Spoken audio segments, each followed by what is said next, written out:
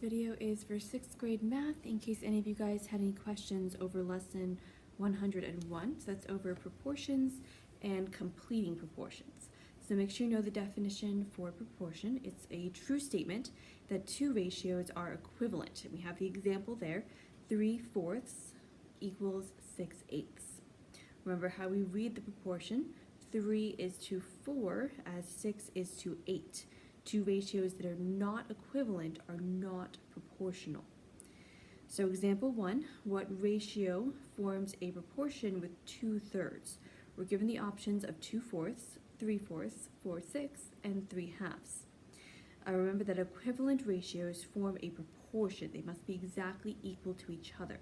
We know that 3/4 equals 6/8 because if we reduce 6/8 to lowest terms, we get 3/4. They are equal to each other. So we have to match 2/3 in the same way. And the only ratio there that forms the proportion with 2/3 is 4/6. So we would say 2 is to 3 as 4 is to 6. Example 2, write this proportion with digits. 4 is to 6 as 6 is to 9. So we'll write 4 is to 6 as one ratio, 6 is to 9 as the equivalent. So we have 4 over 6 and 6 over 9. Now with completing proportions, we can use these to solve a variety of problems. Proportion problems usually involve finding a missing term in a proportion. So the letter A here represents a missing term in the proportion.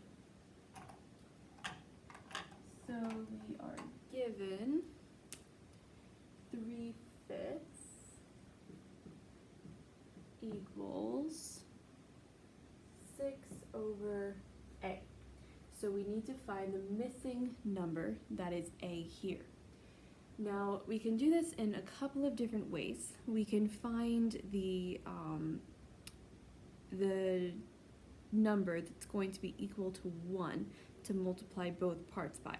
So we could multiply both by 2 over 2. Remember, whenever we have one number over another in a fraction, they equal 1.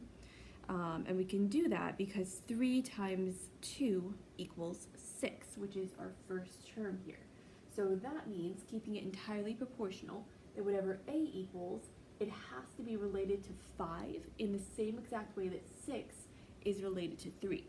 So by multiplying 3/5 by 2 over 2, we could find our equivalent proportion here. So since 3 times 2 equals 6, 5 times 2 equals, and we'll write that in there, 10. So now we have the equal proportions here. 3 is to 5 as 6 is to 10. They have the exact same relationship. And then we're doing the same thing with example 3. We are given 2/6 equals n over 30. Make sure you can see that there. So again, it's the same thing as this one. We need to find the relationship between 6 and 30 and match it to 2 and n. So 6 is to 30 as 2 is to n here. So to get 30, we have to multiply 6 by 5. 6 times 5 gives us 30, so that means 2 times 5 is going to give us n. So we multiply 2 times 5, we get 10. So therefore, 2 is to 6 as 10 is to 30, and we have the equivalent proportion there. So that is our proportions.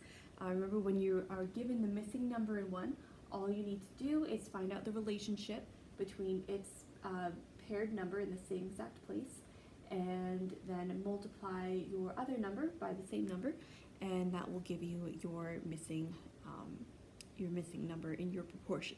If you have any questions, make sure that you call me or text me, and I will be available to answer whatever questions you have. Have a great rest of your day, guys.